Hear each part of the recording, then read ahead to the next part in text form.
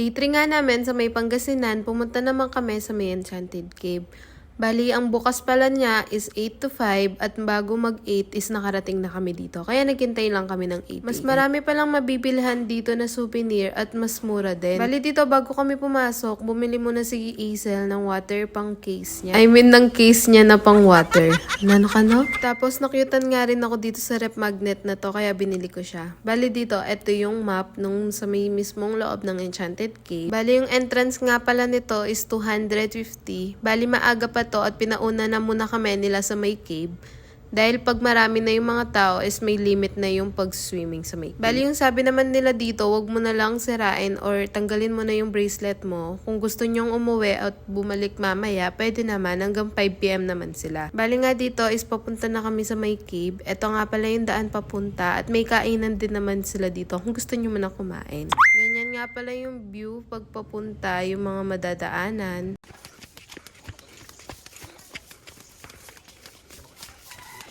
Magbibis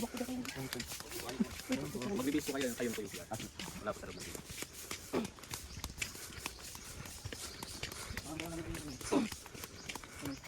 Bali dito nga is may pababa na kami sa may cave. Bali, sandali lang naman yung pababa niya, hindi naman sa gubrang ganong kalayo.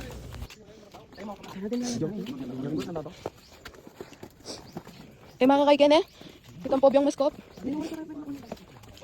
Yan, sayang pwede naman sabit ka ni.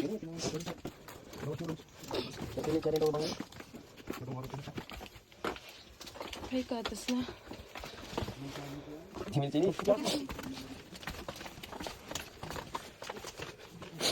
Sa naman natapokit ni na? Ay, kalisangan lang. Ayan na, sayang kasanting na. Pwede ba lang maglakong gamit Opik ko na tayo dito. Di ba nas?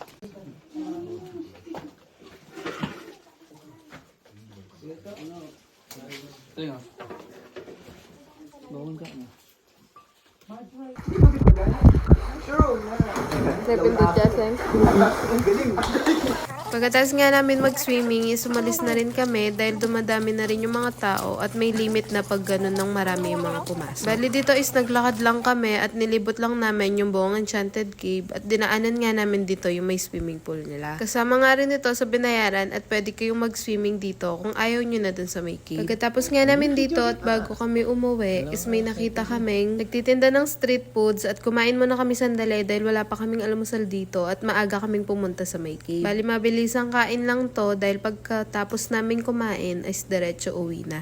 500 mo.